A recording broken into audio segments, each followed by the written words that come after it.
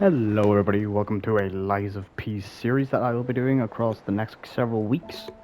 As you can see, for those who've played this game, I've already completed this game and I want to go back over it and play it again, but this time record my journey and record how I play the game and perhaps help people who are stuck on the game.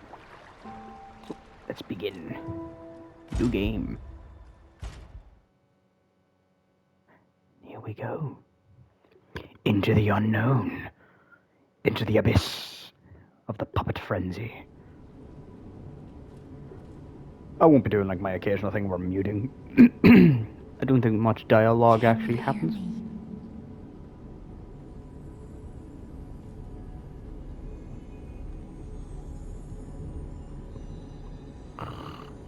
Geppetto's puppet.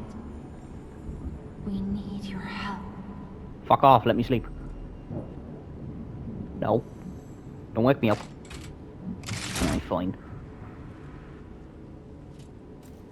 Oh, fucking hell. Geppetto didn't really give me a good spine. There's our boy. our puppet boy. There you are. I've been looking all over for you.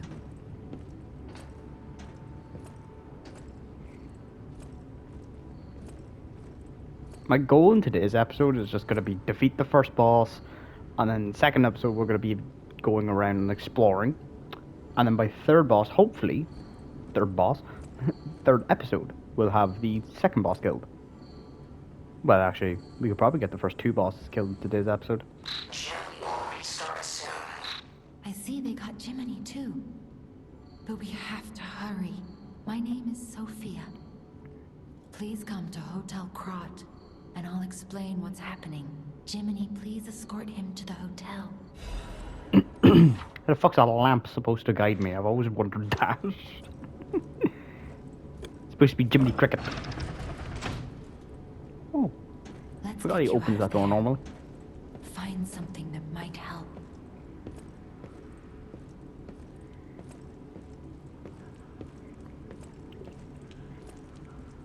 And here we go. We've got to choose a The class. streets are not safe. Arm yourself with one of the weapons over there. It'll be helpful on your way to the hotel. So usually I see people going for Path of the Bastard or Path of the Cricket. I don't really know why. When they're starting out, like I get like veteran souls will be better off going dexterity because rapier, but for those starting out and me personally, I like Path of the Sweeper. I like the Fate Bladed Greatsword. Destination Hotel Krat. Recommend escaping from this location. So I'm gonna take a quick thing to explain that the game doesn't really do very well. Oh, yeah, I forgot we actually got a lot of stuff. But anyway, the game doesn't really explain Fable Arts very well, and so I'm going to explain them for you. Fable Arts are basically what your blade and your handle do. Pressing normal triangle will do what your blade will do, but L1 plus triangle will give you something different. And it's the handle here is the reason why I pick Path of the Sweeper. Because absolute defense, 100% is the best Fable art in this game. Just 100% is, right? Maybe not for damage, but for new players, it is 100% the best. So hard to say, not Ash of War from Elden Ring. Very sorry. It's the best Fable art. Because what it basically does is if when you're guarding and you click triangle, you are basically guaranteed to parry without actually needing to time anything. And we're also gonna get our boy some clothes here. Here we go. Let's actually start the game.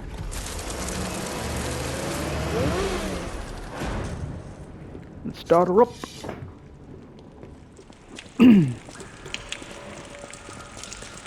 So, these nasty looking puppets. There we go. Now, the parry system in this game isn't explained very well. Also, is in game you can perfect parry, as you see now with the red. See, perfect parry, block. Now, the difference between these two is kind of obvious to those who have already known the game.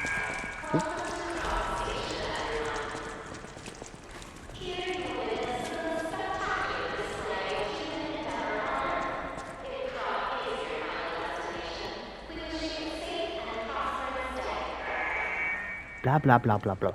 Anyway, so to parry in this game isn't a simple tap.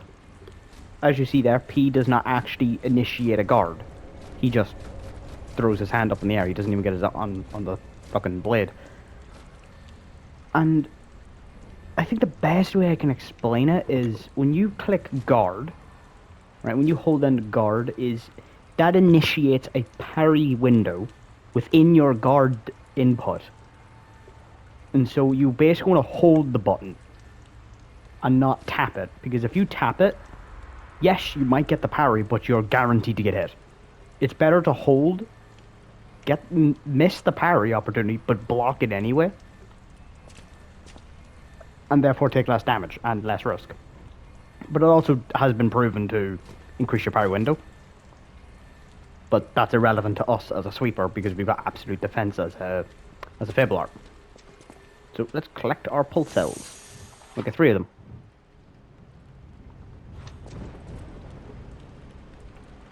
I'll be doing my best to explain the lore as we go along, because there's a lot of groups in this game. Oh, and by the way, you can backstab. You don't have to parry these guys. I just like to. You know, I'm not waiting for you.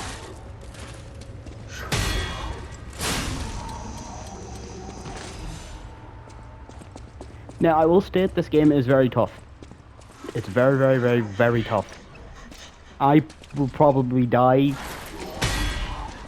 far more in the later game.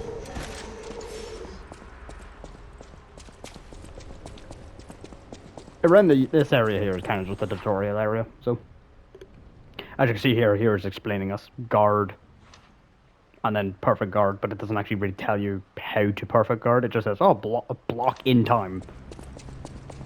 Games like this really do start explaining their you need to start explaining their parry system a bit better. You see that I missed the parry, but I blocked it anyway, because I held down. Had I just pressed, I would have lost a hell of a lot more health. Oh, and I never explained the rally system. If you ever played Bloodborne, it doesn't need explained, but if you haven't, rally system basically means if you get hit while blocking in this game, you just hit the enemy back and you gain the health lost. Although it's widely irrelevant because you're hardly ever going to get that health back. And just to teach you about it back then. I will state that this is not the weapon we're going to use for the whole game. There is a better handle with absolute defense on it, and a better blade that we're going to be using later on. But hopefully by then I could run people through the basics. And actually, wait, that should be, because that will be well later into the game. And I don't know actually if stealth in this game. Here's the big. I'm gonna have to go around this corner that way, take out. Ow. Should have actually parried him.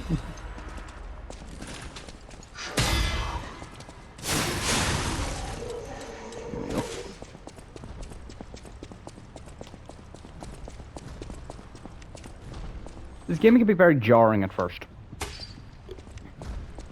It was very much to me. It was very jarring. I didn't really know what to do. Oh, Fable Catalyst. They're going to be very useful. And again, I will reinstate this. This game is hard. I mean it. This game is by far one of the hardest games I've ever played. For a base game. When you get to New Game Plus, the game becomes slightly more lenient. And now let me show off what Absolute Defense does. There you go.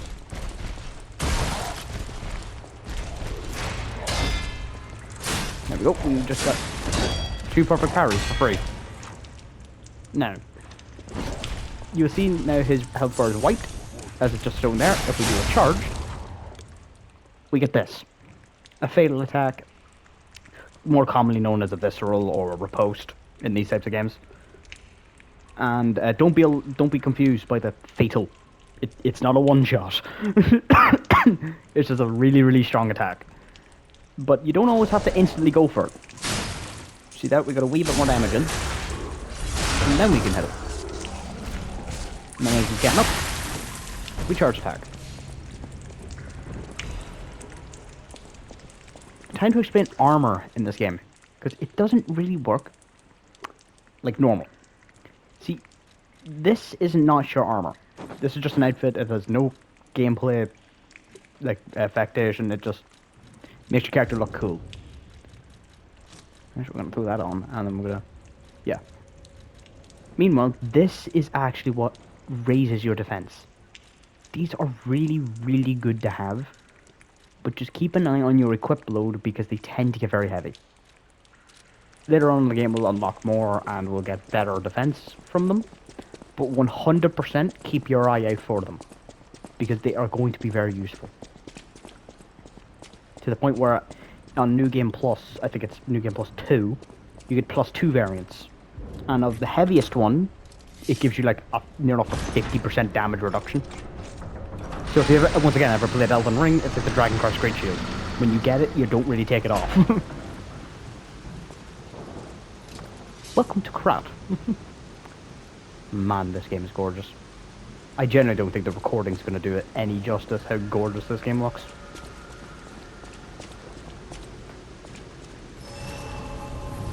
And I will also be doing true ending in this as well.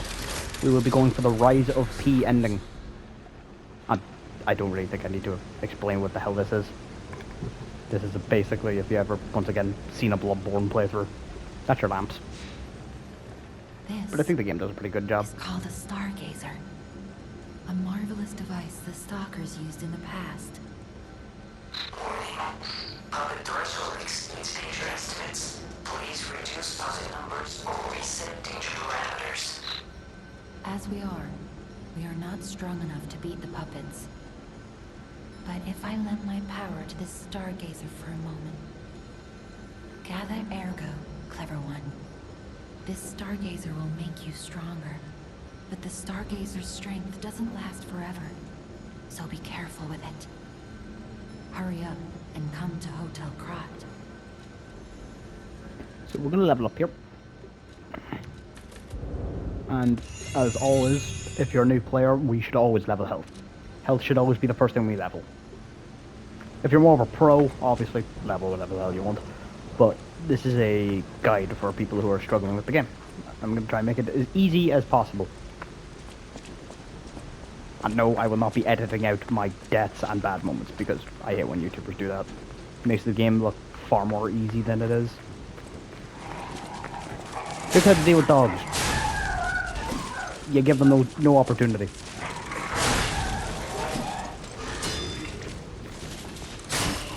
Oh, it's not a backstab. Backstabs are very, very gimmicky in this game. There will actually be a weapon later in the game here that we might want to pick up.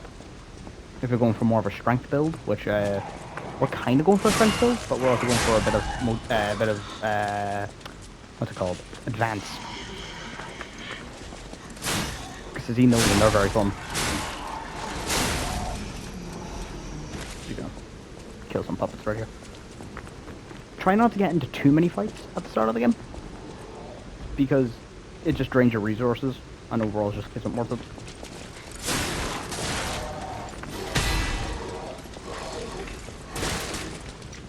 Right, we want to be careful with the guy with the gun up there. We want him to fire off a shot. Right, Fable Arts, we know what they work. And we just used one to get a double parry. Yes, our absolute defense Fable Art works for 2 attacks. 2 very quick attacks, so if you're struggling with a boss that are very quick, absolute defense might be the Fable Art for you. You know, get double. Hope PETA doesn't come after me. Turn up left here. Grab this item.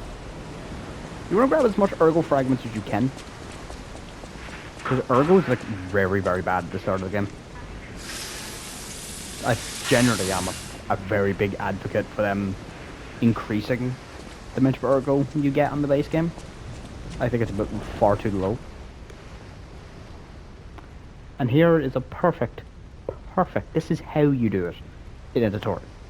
You can't dodge, you can't dodge or guard these red attacks, but you can counter with a perfect guard. Perfectly explained. Apart from the fact that there are some you can dodge. So this is why we use absolute defense. And then with a charge. Block that. Then with a charge. Oh, we will just block that. There we go. Then with another charge, and he goes down. Charge attacks are kind of what you want to be doing as a sweeper. Because I do believe you actually have more proficiency with charge attacks as a sweeper class. Rather than like dexterity and all that. Oh, and we got our first thermite. Give me a whale. Yeah, I'm not trying to not doing that attack. Oh, yeah, and this is actually a good time to show. You can actually perfect parry bullets. See?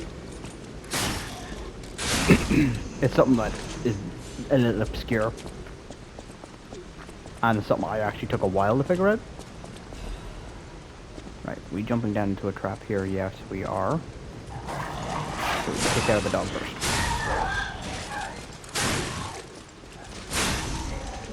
Believe me, if you're a dog lover, you're not going to like these games. Dog always has to go first.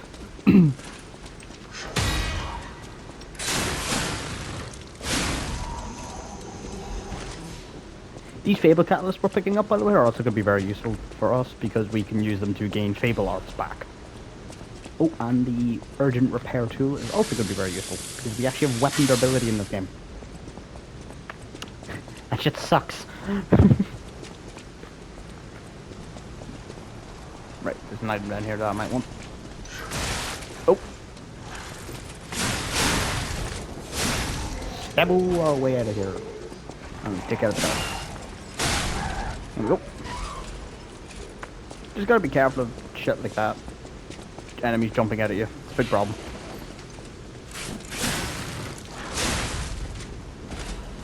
And we're already near enough by the first boss. Let me open this up. Don't know what it does, but and I don't know why you do it because there's a. Is blocking the entrance, and that's the only way in. So please, be careful. Now this is also a really good thing that I noticed Lightspeed did, and I definitely believe it's from Code Vein, because this game plays incredibly fucking similar to Code Vein. Is now that I'm out of pulse cells. See, when I land a charge attack, I gain a bit of purple on that. And I keep gaining it, and keep gaining it, until eventually, I earn one back. Now, it only goes for one. You can't keep getting them back. It is only one that you will ever get back. And it will only ever happen when you have 0. But I just thought that was something very cool that Code Vein did, and that this game does. Hello Without there. money. You ought to buy out here alone. We want to buy 3 of these, 1 of these, and another fake blade. And we're just going to buy that too. Because, fuck it, it's very, very handy. And for those struggling with the all-weapon trophy, you want to buy all 3 weapons from this guy. Because he goes away in, like, chapter 5. More on that later. We'll get back to that one later. Put our electric abrasive, and put our throwable. So, this is a good time to explain elemental damage, because we are going up against a puppet. Anything with the name puppet in its name will be weak to lightning damage. They're very, very weak to it, and what I think it's actually called, I think it actually has a name. Electric Blitz. What that does when affected, it basically works like Dark Souls' Frostbite. If you can't tell already, this game is heavily inspired by the Dark Souls series. So, what that'll do is, when affected, the target will take more damage, which is good. We want that. And so, we want to apply this, and then enter. Like a badass. Alright, puppet master. I'm gonna try and kick your ass. Watch now, I'm recording. It'll probably take me like 50 attempts.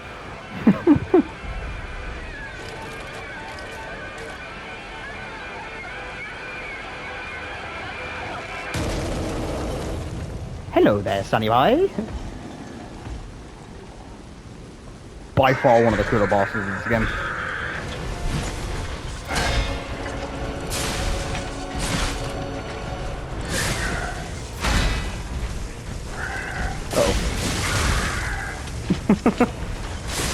There we go. Now he's affected. He's going to be taking more damage. Ow. But don't get overconfident, like I do. I get way too overconfident because I think I can play well. Hope we wasted one. Oh, I'm getting my ass kicked. Oh my god, I'm getting my ass kicked.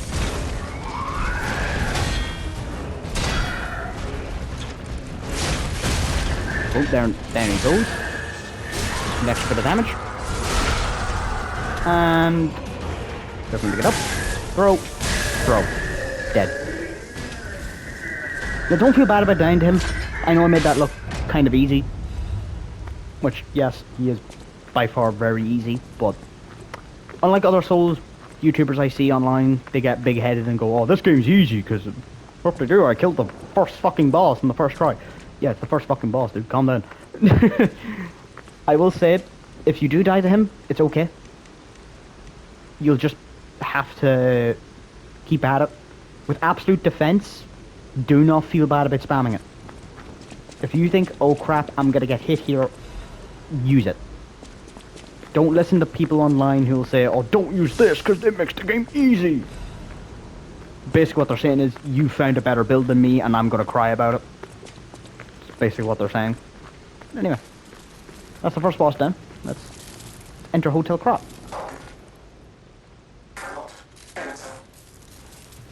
Okay, this poor puppet. Don't know if we can kill him here. No, but our blade does hit him. One more thing I should mention. The hotel's security excludes puppets like you. So you'll have to lie to get inside. You're a special puppet, after all.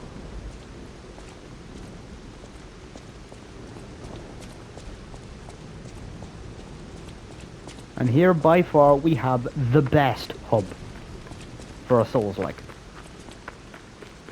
We're gonna grab this wee item here. And so, I'm gonna explain how Lies of P's actually work. Lies of P actually work. In this game, you have the choice between two dialogues when talking to characters. Lie or truth. If you tell the truth, you will remain a puppet.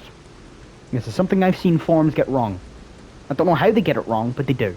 They say if you tell the truth, you will become a real boy. No, you won't.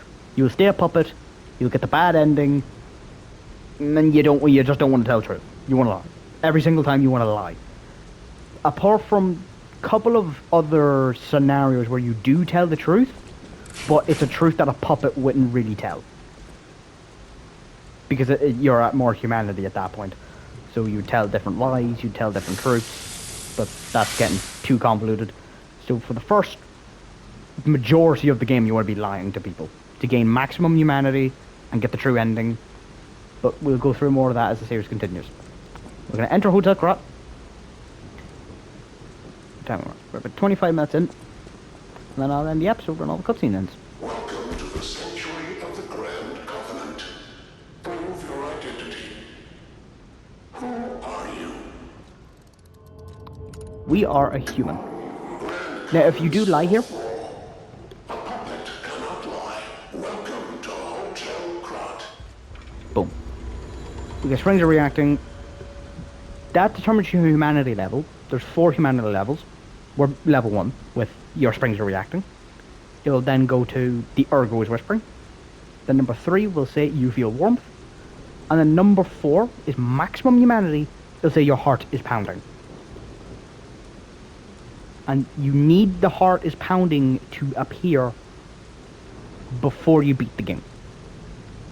And there's a whole load of stuff in this game that you can do to get humanity. But again, as the series continues, I'll explain more. We'll do those actions, and I'll show you how to get your heart is pounding before even going anywhere near the end game choices. So, let's open Hotel Krat and meet the characters. Well, some.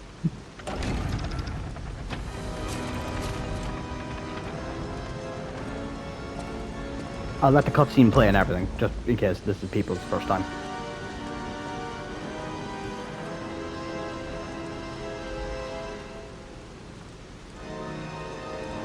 By far the best opening.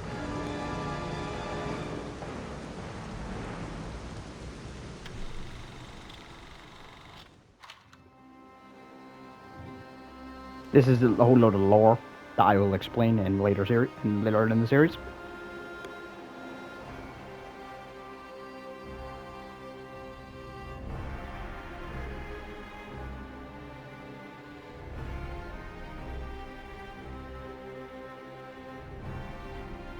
There's Geppetto.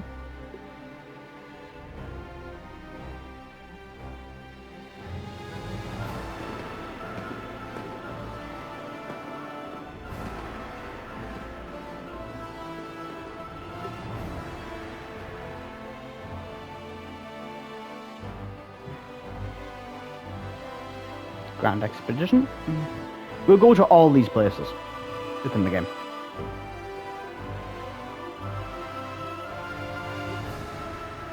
And there's us, surprisingly.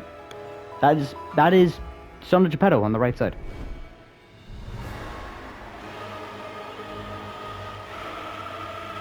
And here's what happened.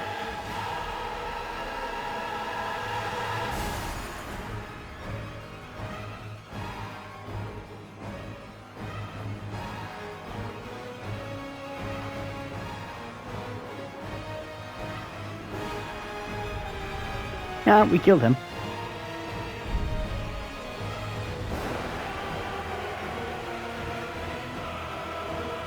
And that is a Bloodborne reference, by the way. And he found the child.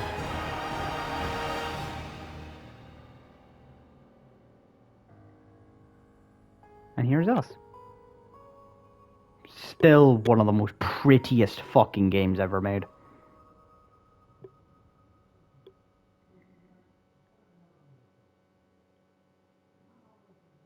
I still think this is one of the best looking games ever fucking made.